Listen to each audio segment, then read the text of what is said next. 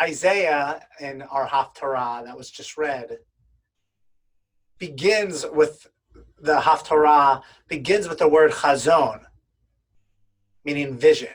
And with that, we call this Shabbat Hazon, a vision for what will be. Isaiah's prophecy is not a positive one. He warns the Israelites that this is what will be, the Jewish people, this is what will come of you if you do not change your ways. Speaking in a way that hits us especially hard during a pandemic, he even says every head is ailing and every heart is sick. Every head is ailing and every heart is sick. You know, I think back to what life was like for us here really just a few weeks ago when New York and New Jersey were the epicenter of this pandemic, of this virus. And now that has shifted, New Jersey being one of the few states that still the number of positive cases continues to decrease from day to day, we rush to reopen. We want to gather together again. We want to be with each other. But we know what that means if we do.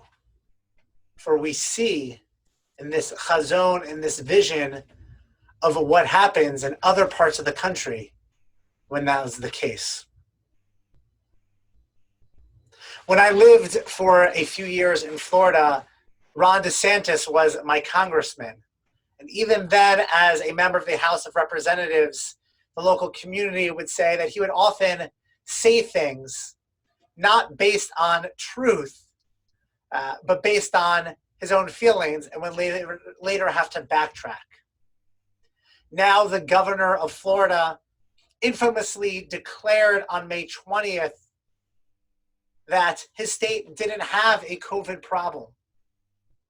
When the media criticized him for his laissez-faire approach to this pandemic, for closing down the state late and for reopening earlier than other states, he said this was not an issue in Florida.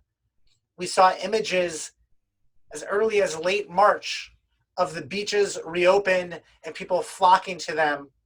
University students still celebrating spring break, these beaches.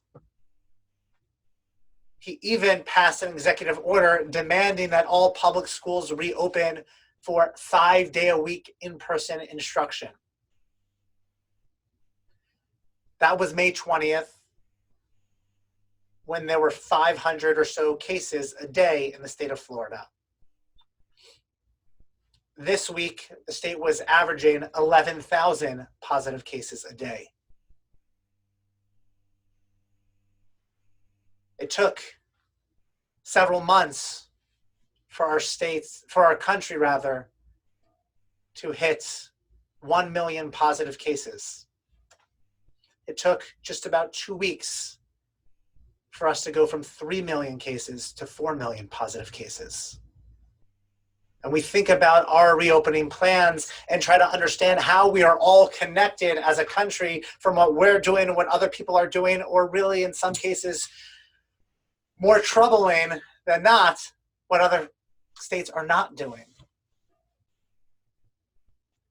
There are now 31 states on the list of quarantine states that if you arrive to New Jersey from those states, you need to self-quarantine for 2 weeks before you interact with others in the state. 31. And it was just a number of weeks ago that Florida was offering the same instructions to those who were coming from New Jersey to the Sunshine State. That if you arrived in Florida from New Jersey or New York, you had to quarantine for 2 weeks. And now that's flipped on its head. And I wrestle with that idea, with the idea that, well, things seem to be slowly getting better. Society seems to slowly be reopening here. In other parts of the country, they are in dire straits and actually in worse situations than we were when the virus hit its peak in our area. with hospitals and ICUs at capacity. And I think about, what does that mean for the state of our country and for the lessons that we learned, or really that we didn't learn? The irony of this ritual of Isaiah, year after year, warning us, offering this chazon, this vision, this prophecy of what will come of us if we do not change our ways, saying that Jerusalem, has become a harlot, a faithful city that was filled with justice, with righteousness, but now a place where murderers reside, where the rulers are rogues and cronies of thieves. The people are greedy for gifts. Just a few days later, we read the book of Lamentations and acknowledge that Isaiah's prophecy has come true. It's rather odd that we read of this prophecy year after year, an alarm being set off and saying, if you do not change your ways, this is what will happen. And yet the ritual is set up so year after year, we acknowledge that we do not change our ways. Right? Year after year, we read this warning from Isaiah, this vision, this chazon, and year after year, we then days later read Lamentations, an acknowledgement that we ignored all the warning signs. We did not learn our lesson. And so in the book of Lamentations, in a few days, instead we read of cities destroyed, of blood in the streets, of mothers clinging to the limbless babies in their arms. And I worry about our country, who seems to not learn our lesson. I worry about a pandemic and what it means to live through a pandemic when some parts of this country and some leaders in this country take this seriously and others take a laissez-faire approach. It was only this week, once we hit 4 million positive cases, that the president tweeted for the first time that maybe you should wear a face covering or a mask if you cannot socially distance. That same administration who switched the Republican National Convention from North Carolina to Jacksonville, Florida, just a couple of months ago, because North Carolina would not allow unsafe, in-person, large gatherings of the thousands in an arena, and Florida would. That same Florida that said, we don't have a COVID problem, which is now the epicenter of this virus in this country. And just this week, the president declared that that in-person gathering will no longer be taking place in Florida.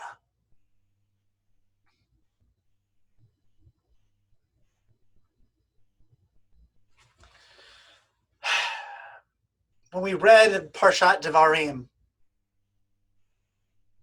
this morning, we read of Moses' retelling of everything that happened to the Israelites. This book, this entire book, is Moses reminding the Israelites what happened when they wandered in the wilderness, and each step along the way, the good, the bad, and the ugly, from Revelation to golden calves, from manna from heaven to water from rocks, to complaining that they'd rather be slaves in Egypt than die of hunger and thirst in the wilderness. Moses retells these stages along the journey, the entire book, essentially his final speech to the Israelites before he dies, because he fears that we too, Bnei Yisrael, will not learn our lesson. And it's interesting how the stories slightly change in the book of Deuteronomy, maybe because of the scribal error, maybe because the book was canonized much later than the other books of the Torah. but it also shows us how we remember things differently. And as Moses retells what happened to the Israelites, he's retelling a different version, slightly different version than actual fact. And when we think of things differently than how they actually happened, maybe it's to teach a lesson so that they won't happen again. Or maybe that becomes the catalyst for them happening again. Moses, who warns the Israelites, who tells them what happened so that they won't return to their stubborn ways. And our Haftarah Isaiah, who acknowledges that we ignored the guidance and the prophecy and divine demands and ignored history, and we repeated ourselves. We're at a crossroads as a country. Will leaders, will this administration continue to ridicule medical experts and shame them in the press for offering their expert opinion, which may be different than what our elected officials may want? Will we continue to prioritize reopening restaurants over reopening schools? Will we pretend that one day this virus will magically disappear? Will we let science and medical experts be our guides so that we can safely reopen? I truly believe that's what's happened in our state. That's allowed us to slowly, in phases, begin to reopen. But that's not what has happened in other parts of the country. That's why there are these 31 states on the quarantine list if you enter New Jersey from those states. But the Haftarah ends. Tzion b'mishpat tipadeh v'shaveha b'tzedakah.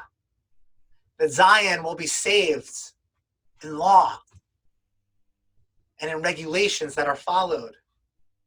And her repentant ones will be saved through justice.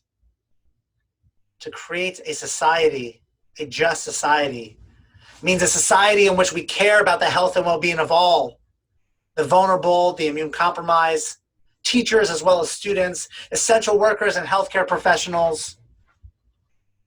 And it means we don't just care about our community, we don't just ignore what's happening in another part of the country and say it won't happen to us, because it did happen to us. And now it's happening still to us, but elsewhere.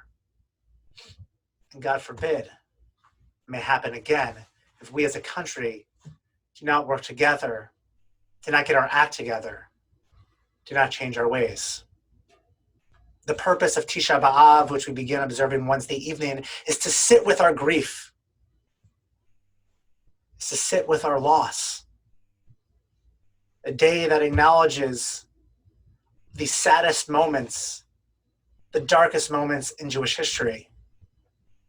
A day for us to acknowledge this dark moment in our history that we're living through. We sit with that darkness.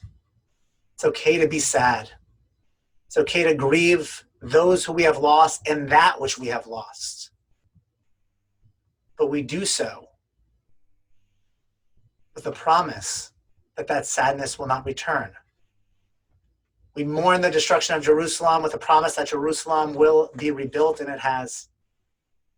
We mourn the darkness with a promise to find lights and to shed light unto the nations of the world. We learn from the past so that we can move forward for the better. As our Haftarah says, may we be redeemed. May we be saved. And in doing so, may we work together to save lives. Shabbat Shalom.